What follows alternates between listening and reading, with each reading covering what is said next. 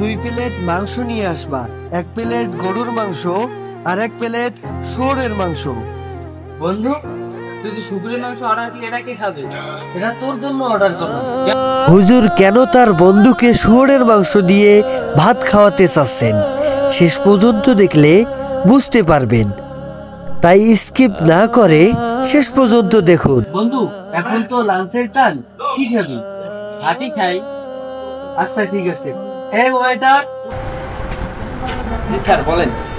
আমাদের জন্য 2 প্লেট ভাত, 2 প্লেট মাংস নিয়ে আসবা, 1 প্লেট মাংস গরুর মাংস এবং 1 প্লেট শুয়োরের মাংস। জি স্যার। বন্ধু, তুই যে শুকুরের মাংস অর্ডার করলি, এটা কে খাবে? এটা তোর জন্য অর্ডার করলাম। আমি তো মুসলমান, আমি কেন শুকুরের মাংস খাবো? তুই পাগল হয়ে গেছিস? কে বলেছে তুই মুসলমান? তুই তো ঠিক মতো নামাজই পড়িস না। নামাজ না পড়তে কি হয়েছে? এর জন্য কি আমি মুসলমান না? হ্যাঁ, তুই মুসলমান না। কেন না? রাসূল সাল্লাল্লাহু আলাইহি ওয়াসাল্লাম বলেছেন, যে ব্যক্তি নামাজ পড়ে না সে ইসলাম থেকে বাহির হয়ে যায়। তুই তো ঠিক মতো নামাজই পড়িস না। বন্ধু, রাসূল সাল্লাল্লাহু আলাইহি ওয়াসাল্লাম এভাবে বলেছে? হ্যাঁ, এভাবেই রাসূল সাল্লাল্লাহু আলাইহি ওয়াসাল্লাম বলেছেন।